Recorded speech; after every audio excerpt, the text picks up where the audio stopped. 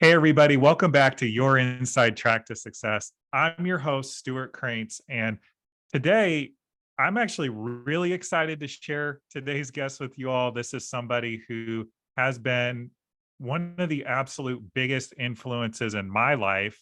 And, you're going to learn why a bit here coming up in just a moment or two. But this person is somebody who stands for others in a very selfless way that's actually pretty awe-inspiring to behold when you're witnessing it in real time. She is a women's empowerment coach, and she's also my wife, and I think she's absolutely amazing and talented at what she does. And without further ado, I want to introduce y'all to Jennifer Johnson. How are you?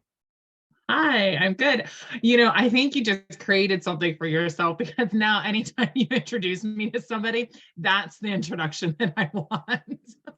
Yeah, you're welcome. I mean, if nothing else, I want people to know how you know impactful the people are that are on this show. And yes, we're married, but you also are somebody who has a ton to give and bring to the world. And I know that you are somebody who has been in the personal development space coaching for some time now.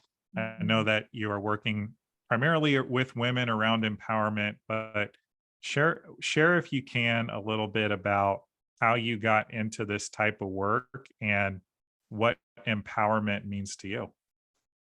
Sure. So I guess it's been about, gosh, it's almost coming up on 5 years ago that I I joined a leadership program here in Columbus, and I joined as a student, and I went through the process there. And after graduating, I thought I really want to go back. I want to go back and I want to be a part of coaching these leadership cycles because it made such an impact on me. So I was really fortunate that I had so many mostly amazing women and some amazing men, but mostly amazing women that really stood for me and encouraged me. And they were a source of empowerment for me and they were cheering me on. And I just thought, I want to be that for somebody else. So for a couple of years, I was volunteer coaching through this organization. And I got to the point where I started thinking, my real job, like my day job at the time I was doing sales and marketing, is really getting in the way of what I love to do. And so it did take a little bit of time from that moment on, but probably about a year later, I left that job. I left the sales and marketing position, took a different role that was part-time, and what I really knew was that I wanted to help people. And I just wasn't entirely clear on what capacity. So that was its whole other journey. So I'm also in school full time for social work. There's no better way to help people. And then I've been coaching full time for coming up on 2 years now. And like I said, I had so many amazing women come alongside me in my journey. And that's what I want to be for other women, because I'm clear that had it not been for those women, maybe I wouldn't be where I am today. And so it's really important to me to give back and be that woman for others out there. I love that. Yeah, and I love the concept of paying it forward, making a Mhm. difference in the world, leaving it a better place than where you found it. And I know that again, the idea of empowerment is something that you hold near and dear, and would love to hear your thoughts because I'm sure this will resonate with a lot of people listening. Where do you feel, or how do you feel people find themselves in a place where maybe they lose their sense of personal power, or they lose that sense of being able to have or do or be the thing that Mhm. that maybe they're afraid to dream of? Yeah, I mean, I think that there's, gosh, I feel like we could spend the next hour answering that question. But what feels real for me in this moment is in motherhood. Mm, We create these amazing little human beings. So I'm also a mother of an 8-year-old boy who's super awesome. Like that could be a whole nother hour. But what I realized, and we even had this conversation not that long ago, is it's so easy to lose ourselves in being a mom because we're responsible for shaping this tiny human. And, you know, Stu and I were talking not too long ago about a program that I may or may not step into. I'm kind of still on the fence. And I said, oh, but I would miss a couple of Tucker's my son. I would miss a couple of his soccer games, and it's like, as much as I want to be that mom that I'm going to be there 100%, the reality is that I can't. So what am I going to do from that point? Am I going to choose self beat up? Am I going to choose mom guilt? Am I going to shame myself for not being there, for these 2 soccer games? Or am I going to use it to be an example to Tucker about, drive and commitment and running after your dreams and holding tight onto the things that you really want and, moving forward? And so I think it's so easy to do that as a mom. We just spend so much time giving, whether it's our time, whether it's our energy, whether it's, our sometimes in some cases our physical body, right? Because raising a Mhm. baby, like, you're giving from your physical body. It's so easy to just let the desires of my heart wait. And what's really important to me is that I'm being the absolute best mother I can be. And I'm chasing my dreams because I'm also worthy of that too. And I'm an example to my son and my niece and all of the other littles in my life that are watching. Yeah, no, very well said. And something I've actually heard you say time and again in coaching or in Mhm. conversations is the concept of if you're not prioritizing yourself, your children are actually going to get your leftovers. And so Mhm. I'd love to hear a little bit more about how that resonates with the women that you work with and what you do to empower them to kind of flip the script so that they are showing up fully and pursuing their goals and dreams as you just spoke about. Yeah. Oh gosh. I hear this conversation all the time, and I know I'm definitely somebody who's been guilty of this in my past, where, you know, moms, we spend the entire day, right, taking care of our kids, taking care of our partners, taking care of our homes, working our job, whatever it is. We spend the entire day going and giving nonstop. And then the evening rolls around and it's like, here's my time, here's my peace and quiet, here's my time to mindlessly scroll social media or, tune in and watch my smutty TV show on Netflix. Mine is Love is Blind, no shame in my game. you know but then what happens is then the next day we're starting that cycle, we're starting our day at a deficit because we're exhausted, but then we're exhausted because we took the time to take time for ourselves. So it's almost flipping that around and starting your day with you. I actually had somebody say to me one time, don't ever let your children be your alarm clock. And I remember when I heard them say that, I thought I'm like, at the time I was a single mom. So I'm thinking to myself, like, what would you know? A, you're a man. B, your wife is stay at home. You know what I mean? So like I was comparing, I'm like, what would you know? But there's so much truth to it. And it took me a really long time to wrap my head around it. But I'm a firm believer in starting my day, or I encourage my clients to start their day for themselves, for myself, whatever that looks like. If that's yoga, if that's working out, if that is meditation, if that's, a devotional, if that is just sitting and peace and quiet for 15 minutes with your cup of coffee. I'm not attached to, the what you're doing. I'm more attached that you're actually doing it, for me, I'm going to put a little bit of our personal life out there. Mine is like, I get my son up. He gets himself up. He gets up on his alarm clock most of the time. gets to the shower and gets totally ready. And then that gives us just like 15 minutes where we just like lay in bed or we connect or we chat a little bit, get our coffee going. But that 15 to 20 minutes that we have together is like how I want to start my day. And I imagine starting my day like getting up, rushing to get the kid up, rushing to get him through the shower, rushing to get breakfast and lunch packed and out the door. And, then I'm going to work or going to class or starting my homework, whatever it is. And on those days, like by 7 o'clock, I've just hit a wall. And of course I have. I've been going nonstop and nowhere in there did I create any time for myself. Yeah. Yeah, no, and that's a really beautiful example. And thank you for sharing that with the listeners. And, something that comes up for me listening to you describe, kind of not prioritizing yourself. How is that actually related to the idea of self-worth, or the concept, I should say, of self-worth? And Mhm. how do you encourage people to flip that script as you're encouraging them to prioritize themselves?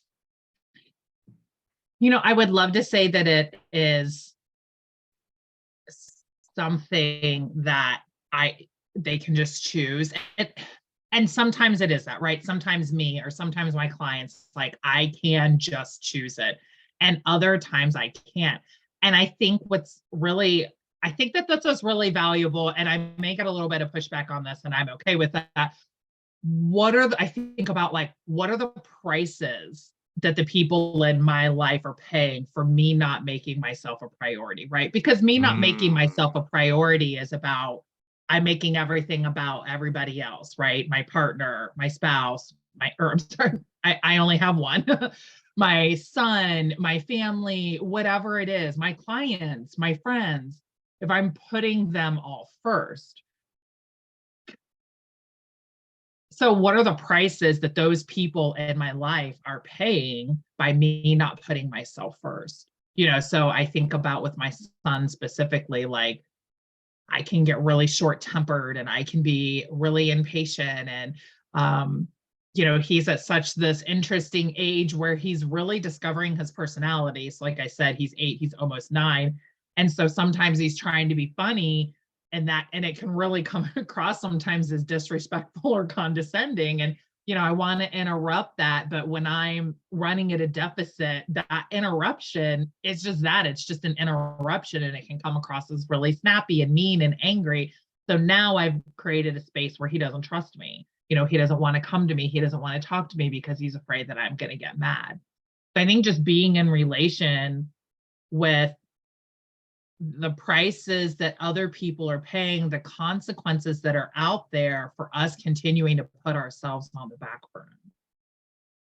that is so powerful. And thank you so much for sharing that. And, I think what you just highlighted is actually critical here, because you're talking about parenting in this situation, but it actually can show up in our jobs, in Yeah. our romantic relationships, and our relationship with the guy down the street, whose dog is in your yard digging things up. Like, how you are taking care of yourself is going to directly be reflected in how much you have to give to certain situations and Mhm. other sets of circumstances out in the Sure. world, because life is always happening, right? Mhm. And so I think that's important, because what I heard you say is, at the end of the day, we can only control ourselves and the Mhm. choices that we make ourselves. Yeah. And so that's something really powerful that I want to make sure that the listeners heard in what you just shared. And so, with that in mind, if we are taking responsibility for ourselves, you spoke a bit already about really looking at how we are showing up, how we are taking responsibility for ourselves, and the actions that we ourselves can make. Where does it fit in for folks to be their authentic selves, to do things like wear the bright lipstick, or get the bright colored nails when they're getting the mani pedi, or anything else that you know could be them expressing their fullest selves? Mhm. maybe in a world where they don't feel like that's okay. Yeah, I mean, we definitely live in a world that's not okay, right? I mean, we talk about like, trolling on Facebook or, Instagram or wherever it is, people are so quick to criticize and so quick to judge. And there's two things that are coming up for me around this right now is, I think specifically with women is it's being the permission and also being each other's hype women. I was going to say cheerleaders. I went to a conference recently and they talked about like hype women. I'm like, yes, not cheerleaders. Like we need hype women in our lives. And this goes for men too, right? Like we all need people in our lives that are going to be our huge sources of support and constantly cheering us on and constantly backing us up.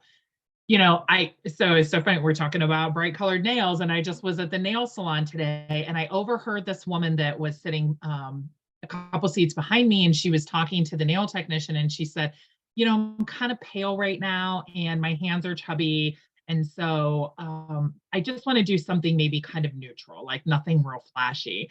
And it was everything in my power to not stand up and turn around to her and say, honey, if you want to wear bright red nail polish or hot pink nail polish or, yellow or whatever it is, then do it. Do it for you. Don't do it for anybody else. Who cares what other people think about your nails right now? Like I chose really light purple because I'm like, I'm bringing on spring, and I just wanted to walk up to her and just encourage her to wear the color that she really wants to wear. And who cares what other people think about it? And so I'm clear that in me doing things like that, like choosing the weird color nail polish, wearing, if you saw my closet, it's lots of leopard print. Well, my husband knows that, but the rest of you don't have pink hair. I want to be the permission for other people to do this. There's this other girl that I know in the community, and her hair is always like it looks like a rainbow and she has the side of it shaved and she's so cool and edgy, and I think like, oh my gosh, I would love to do that. And I catch myself even getting in that conversation like, oh, I can't shave the side of my head, I'm too old for that, I'm a mom, I'm not hip enough, I'm not that edgy. So I'm clear that like I'm having those internal conversations as well. But I love that she's out there being that permission for other people to just be really edgy and spunky and colorful. And I think we get to do that for one another, like stop falling into the cycle of what we should or should not wear, or, the hair that we should or should not have. And does it have an age limit? It's really important that we are the permission for one another to do that. And then we're standing alongside each other, like cheering them on, like have, to go back to like the hype women, like I have these two group text messages on my phone. And one of them is like two women who are like super powerful. They're both business owners, a couple of them multiple business owners, and we are a source of support for one another where we're constantly like pushing each other to level up. Like they're great sources of accountability. They interrupt my conversations, like if I'm being real victimy or whiny, they're like, okay, cool, how's this happening for you, now let's move on, right? And then I have this other group text where this is I just need to go be loved up on right now. And so when I come to them and I'm in kind of a rough place, like they just continue to like love on me and pour into me and cheer me on, and they have my back. And, I love that I have these two different friend groups in my life that are constantly cheering me on and having my back. And, you know, also why I do what I do, because I'm clear that not everybody has those women in their. Yeah. Wow. You just mentioned a couple of things that I think are really worth examining here. So I want to make sure we hit both of them.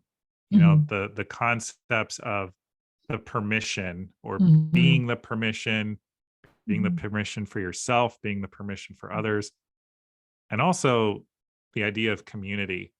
and how Mhm. critical that is to living a fully expressed and vibrant version of your life. And so Yeah.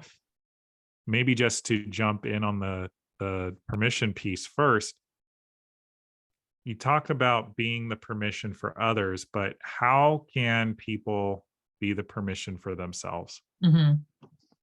Yeah, I love this question. And, anybody who's been to any workshop or any of my coaching, you've definitely heard me talk about this a lot. Um, if there's Brene Brown fans out there, even if you've not read Braving the Wilderness, I strongly recommend it. I full disclosure, I hijacked this from a friend and Brene Brown. So this is not my own idea. But in Braving the Wilderness, Brene Brown tells a story about a time that she was writing a permission slip for her daughter to go on a field trip. And she kind of had this revelation like, I need a permission slip. Like I need a permission slip to stop being so stuffy and to have fun and to create joy. And I can't remember everything she said in the midst of it. And so a good friend of mine actually took that and made it an exercise with a group of us. And I've taken that and moved it forward. So a lot of my clients and people who come to my workshops, they see that too, where it's like, where in your life do you need to give yourself permission? Where in your life are you finding yourself holding back?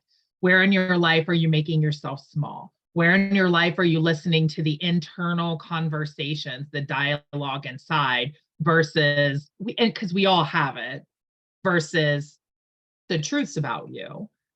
And so it's just an opportunity and this can go anywhere. Like I just got excited and had a scroll moment.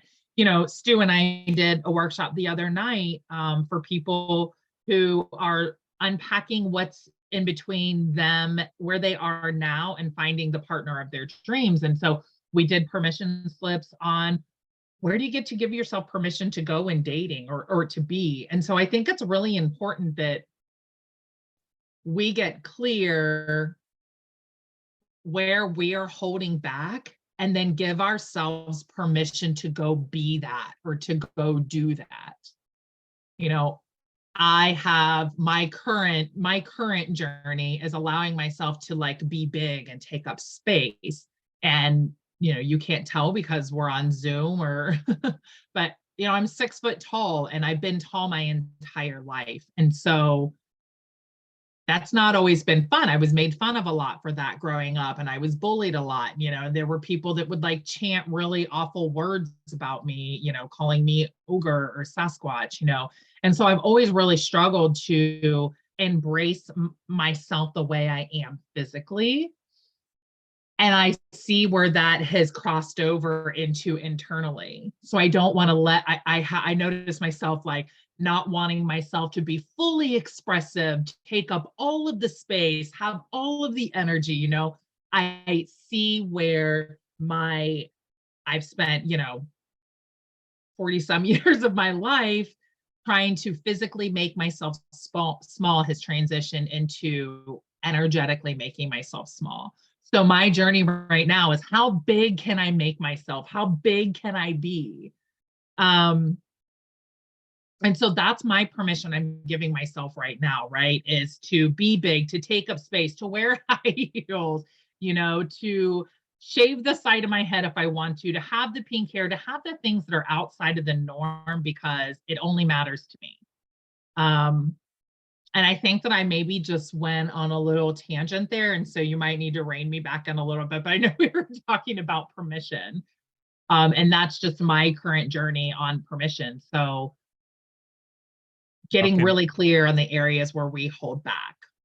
And how can folks create the permission slip for themselves?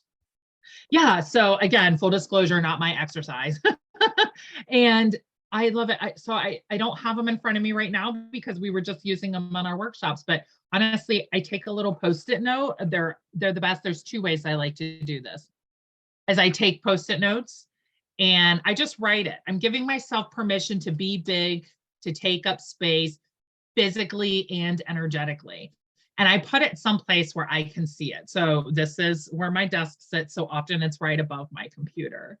Another thing that I really love to do, a friend of mine passed this idea on to me, is dry erase markers work wonders on mirrors. And so I write things on our bathroom mirror and it says on there, like, be big. So it's just a reminder every single day when I see it to be big and to take up space. Those are probably my two favorite ways, and then there's always affirmations, but there's tons of ways. Those are probably my two favorite.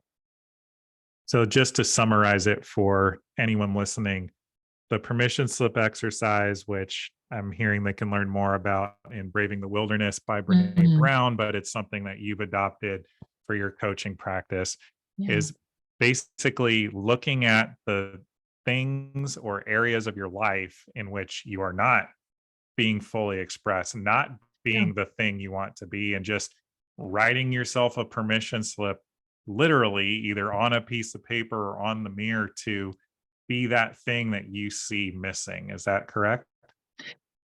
Yeah, and it's so this is fun too. And it's the thing that we see missing, but also like notice where you're judging other people, Mm, and what is that that's kind of pushing at you? And this is another thing is like typically when we judge people, it's because it's something that we're afraid we show up that way, or we used to, or we want to. So I'll look at other women who are really self-expressed and I'll notice the judgment conversation that pops up into my mind. And I'm like, that has nothing to do with them. That's actually because I'm not that way and I want to be.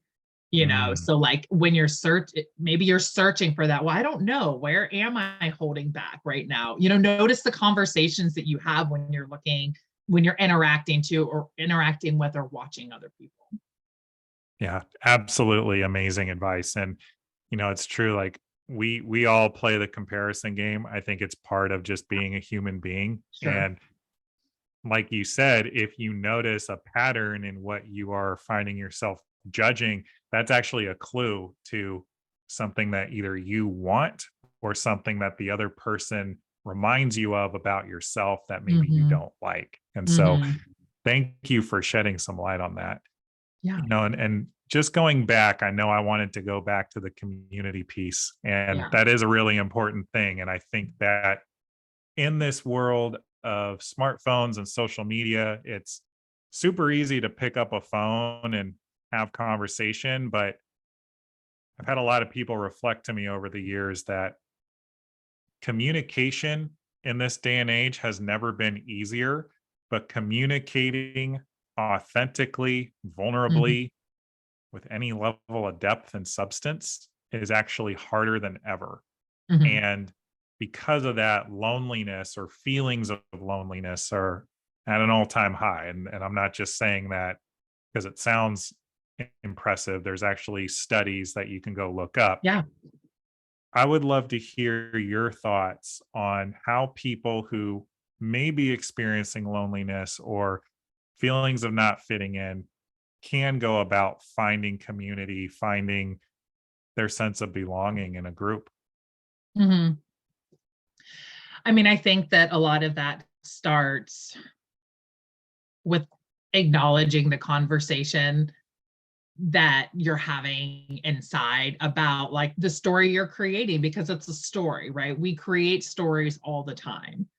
And so what's the story you're creating inside that's about not belonging, that's about not fitting in?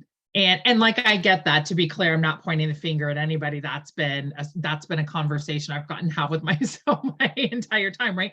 My entire life. But I'm clear that story of being unlovable, of not fitting in, of nobody likes me comes from a childhood full of, being bullied and picked on.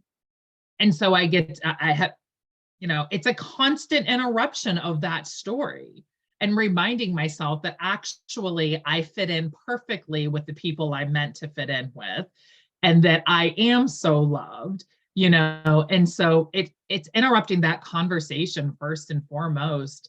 Um, and again, like giving ourselves permission to like be big and bold and brave and take up space. COVID did a lot of bad and like disconnect. I don't want to say the word bad, but we'll just call COVID bad. And I don't think anyone enjoyed it, for the no, record. but I don't think anybody enjoyed it either. But what it did is we were even more physically disconnected, right? And we've Facts. spent the last 3 years being there, and it's become a safe space to be now. I mean, I was even thinking that when I was getting my nails done today, I'm like, oh, I'm still divided. There's still this divider, right? We're even still divided than we were, 3.5, 4 years ago. The division like continues on. And again, that could be a whole nother hour-long conversation. Sure. I think that finding community is really like leaning on the people who are a constant source of support and being that for those people as well. And so I think that for me, it started with just like a friend or two that I really began to pour into that relationship, and they were pouring into me as well. And then we began to attract it. And so then more people are coming in because more people want that. Like people are, I mean, to your point, there's studies that have been done about how anxiety and depression is at an all-time high right now. People are craving connection. And it's so easy to say you're connected because we're always with this phone in our hand. We're always texting. We're always on social media, but that's false connection. When was the last time you picked up the phone and called somebody out of the blue for no reason other than because you wanted to say hi and you wanted to check in with them and you wanted to hear what was going on? Now we have to send a text message to make sure that it's okay if they call, and then you have to set up a time. And I catch myself doing that. I'm like, why is so-and-so just randomly calling me right now? Because it's how we continue to create the divide subconsciously. But yeah, it's like just picking up the phone, leaning all the way into that connection and vulnerability. Yeah. Yeah. Well said.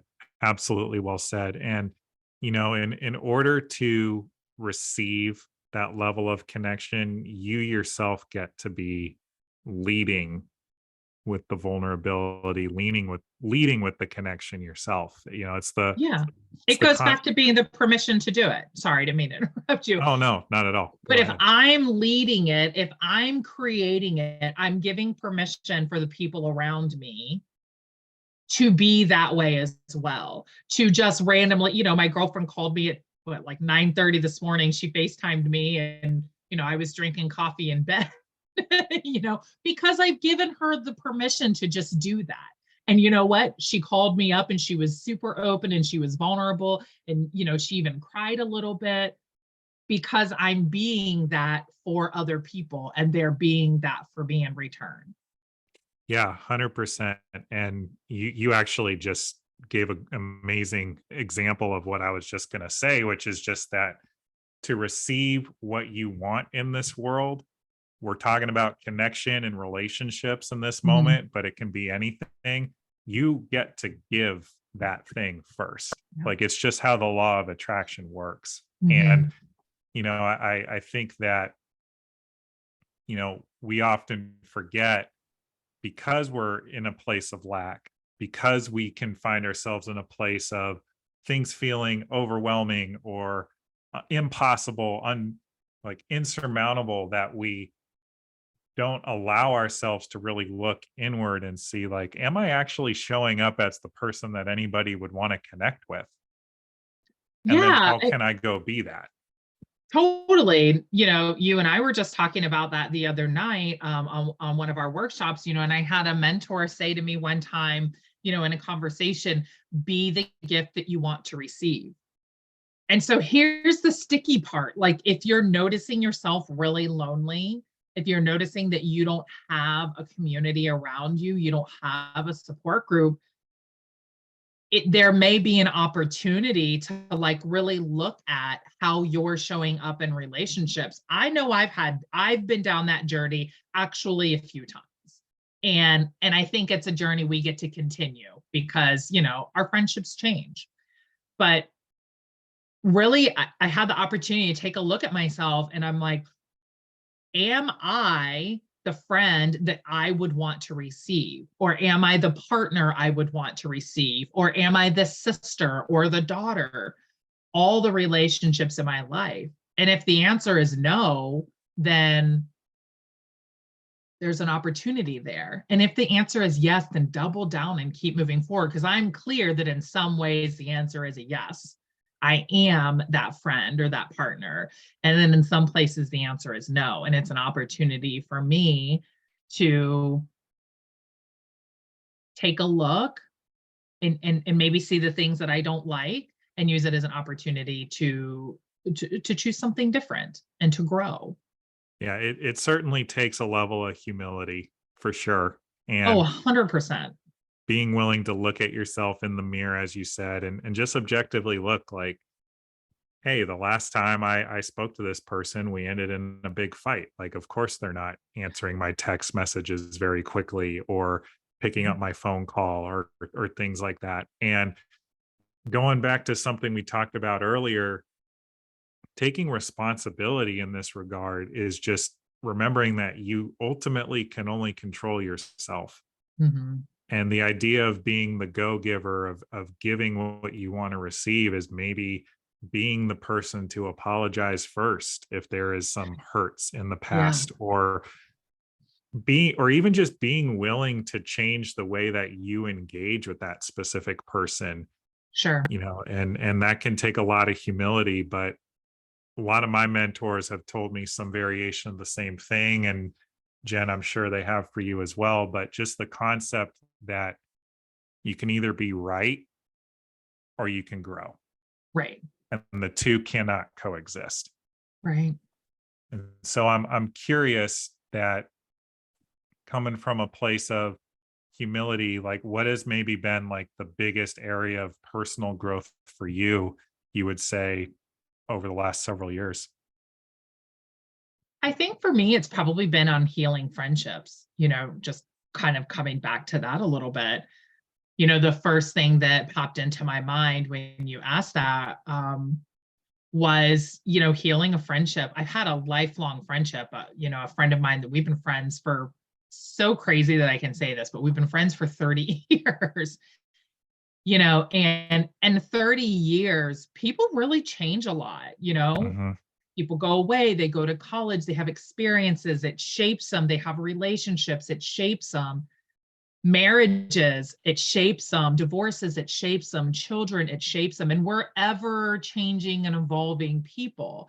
And in that, sometimes in relationships and friendships, you can grow apart or there are hurt feelings. And, you know, coming from a place of being humble, reaching out to a friend of mine who I hadn't spoken to in years, actually not clear on the why, it was, what I'm clear now is that we had kind of both dug our heels in about being right about why the friendship had fallen apart in the first place. And coming to her with an apology and not an excuse. And I think that that's so important. And dang, if it isn't also so hard, just saying to her, I missed X amount of years in your life. I have missed watching your child grow up. I missed watching you and your husband get married. And I wasn't the friend to you that I wish I could have been. And I am sorry. And I love you. And Wow. not following it up with, but you did this and you hurt me here and you also missed out on this, but just being sorry for how I was in contribution, and and choosing forgiveness, choosing an apology, choosing to be humble over being right. And we've been able to, it was actually almost comical how we were able to pick right back up where we left off. I remember when our first conversations, after not talking for a while, she was like, I have so many questions for you. How do you feel about rose gold jewelry? That was just the nature of our friendship, And I can think of one where it even happened not that long ago, where I had a friend where we went probably about 8 months where we weren't speaking. And just being able to say, I'm sorry for what I did, and I love you. And can we move forward? And of course, we got to unpack the conversation a little bit, right? But it wasn't about me being right. It was about me being humble and knowing that my love for this person mattered more than anything else. And I think that we just don't do that anymore. We live in a world that says, I can cut you off and not think twice about it, and that's okay. And we live in a world that encourages cutting people off who have hurt you. And I'm not talking about traumas and abuse, like, just to be really clear about that. But we live in Sure. a world where it's okay to just cut people out of our life. And because we're so disconnected, anyways, it's so much easier. But to just sit in the uncomfortable and to sit in the knowing that I have hurt somebody and taking the opportunity to right that wrong is really powerful. Yeah. Wow. Thank you for sharing all that. And I think maybe the follow up just on what you shared is we do live in a society where, just cutting people off that don't agree with you or Mhm. have a different opinion. Like we see that pulling us apart politically, societally. For That's sure. obviously an entire podcast in itself, It just is. going down that rabbit hole. But what I want to ask about is really it's maybe a rhetorical question, but I'd just love to get your thoughts on it. For anybody who's ever had that feeling of this person wronged me, Mhm. I'm just going to cut them out. Has that ever actually worked out for you in your favor? And the reason I ask that is because if you don't address the thing, whatever the thing is for somebody, if you don't address the hurt, you don't acknowledge it, you don't put it in the space, you don't work through it. I find, and in my conversations with my clients, I find that they tend to hold on to things, Mhm. let them fester. The stories they're making up about the other person seem to get bigger and bigger and wilder. And suddenly they've painted this person in their head as a monster. Mhm. And so I'm wondering just what your thoughts are on that concept.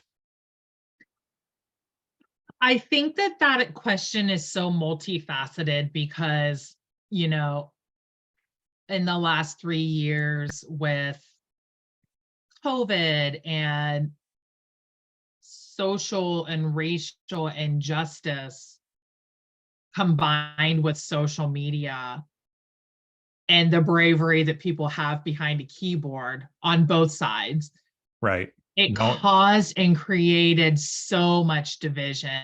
And I can even think how there were times where I thought, oh my gosh, I loved this person so much. They were so important to me.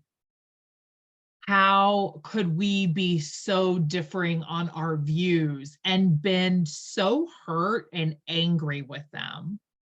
And I know I'm not alone in that. I know that's been many people's stories. And for some people, it's more personal than others, right? Some people were directly impacted by the things that have been happening in our world the last few years. And it's so easy to personalize it. And just to your point, make that person a monster. And I would love to sit here and say that I'm not one of those people. And I'm human. So, of course, I've done it too. And I've also been somebody who I picked up the phone and I had the tough conversations. There's a couple that I've been really close with over the last 4 years, and our we were so close. Like, we used to spend weekends together with our kiddos, holidays like 4th of July. Memorial Day and Labor Day picnics. And, there were times where I was like, there was a time where I was really struggling and I thought, I'm going to pay my electric bill or I'm buying groceries this week. And, they just showed up with a gift card for a grocery store. And then all of this happened and we were on such opposite sides. And in my mind, I made these people out to be monsters, and again, stepping back and being humble, like these people aren't monsters. They're still amazing people. We just have different views. And I know that there's a way to bridge that gap. I don't have the answer for it. I wish I did. But I think that it comes down to just choosing love over hate. It's choosing lightness Yes. over darkness. It's Yes. very easy for me to say that I'm clear. But it kind of goes back to that saying is like what you focus on grows. And so I choose to focus on the beautiful parts of these people that were in my life that I love so dearly and that were such great influences on my son. There's some people out there, though, that have such kind of an insignificant role in my life. And I don't mean that, to talk poorly about them. We just weren't connected. Maybe we were connected at one point in time and now they're just a social media contact. And those are the people that I just let it go because it doesn't impact me. It doesn't fester in me. It doesn't bother me. But for the people that I truly love and that truly love me, I'm clear that I have the capacity to be humble, to apologize, and lead with love. And if I choose that way, I can meet them where they are and then bring them with me. But as long as I'm standing firm and digging my heels in and being attached to being right, there's no path forward for any of us. Beautiful. Thank you for sharing all of that. And again, folks, she's basically saying in your relationships, but also just in the general sense of your personal growth, you can either choose to be right or you can choose to grow.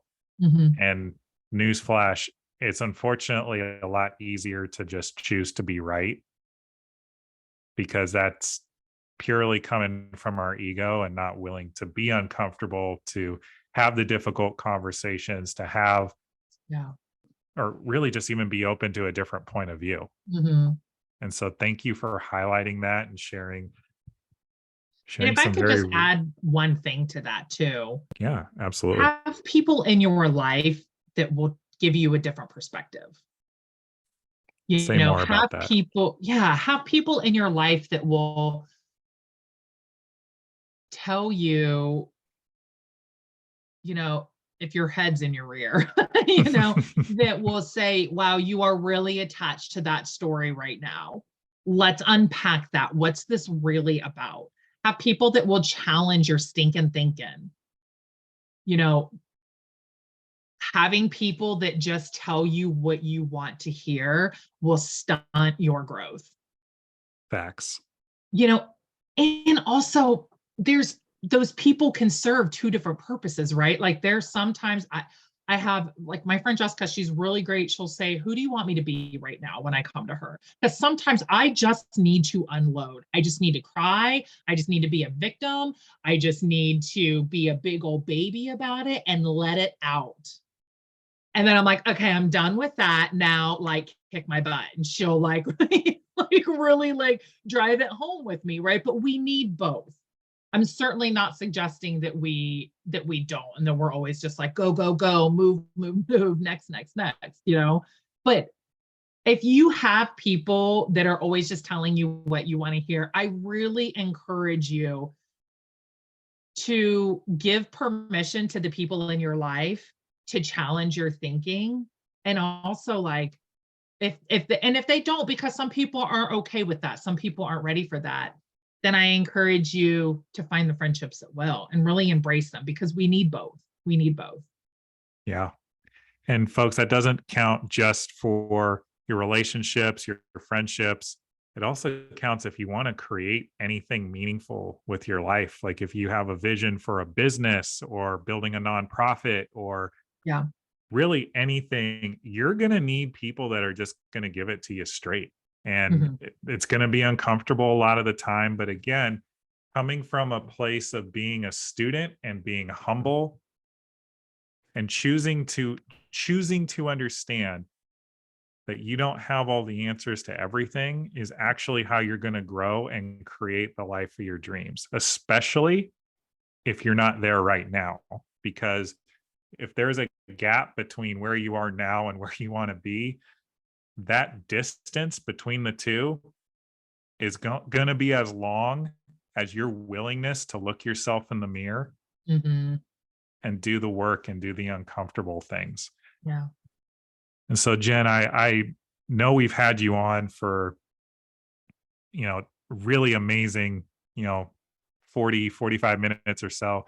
And, I absolutely think we could have you on for another hour, just the way this conversation's going. But um, I think that just means you get to come on again.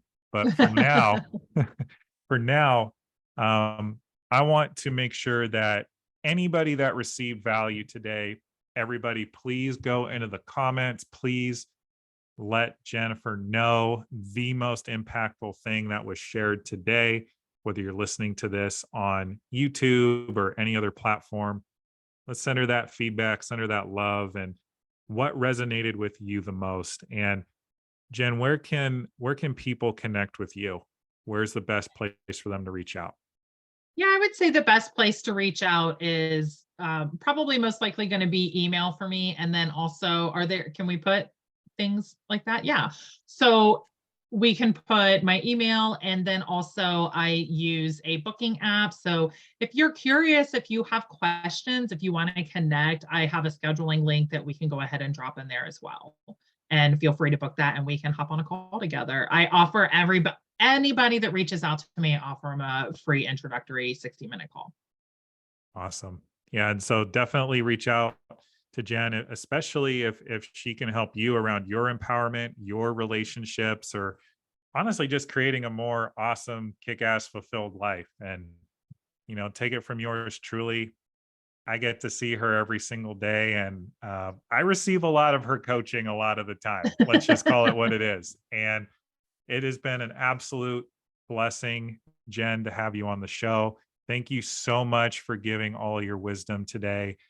Is there any final thoughts that you have for folks? And then I have one last question for you. Sure. I think let's see, any final one last thoughts. You know what? To the women out there, these are my last thoughts. Wear the red lipstick, wear the bright colored fingernail polish, wear the leopard print pants, you know, go back to school at 40 years old. Do the Yes. things that make you happy. Do the things that light you up. And ignore the cycle of normalcy of what society tells us is normal. Have the rainbow colored hair. You know, yeah. It all comes down to like being true to you, being curious with yourself and being true to yourself. Hearing you say, give yourself permission. Give yourself permission. And then when you give yourself permission, you give everybody else around you watching you permission to do the same. Amen to that. And so, Jen, one final question for you before we sign off. What are you acknowledging yourself for today? Oh, I have such a love-hate relationship with that question. Shoot, let's think. What am I acknowledging myself for today? I'm acknowledging myself for keeping going, for not letting the hard times take me out, and being really curious about how they're working for me. Hmm. And I know that might sound a little bit vague, but in my personal life, I kind of have a lot going on right now, and I feel like I'm taking some punches, and I'm watching myself as I go from taking the punches and letting them knock me out to taking the punches and then bouncing back. And it's been a really challenging and beautiful journey. And so I'm acknowledging myself for continuing to get back up. I love that. And yes, folks, it's not whether or not life, it's not whether life is going to knock you down. It's when it knocks you down, how quickly can you get back up? Yeah, Jen, thank you so much for being on today. of course. This was Thank you. amazing.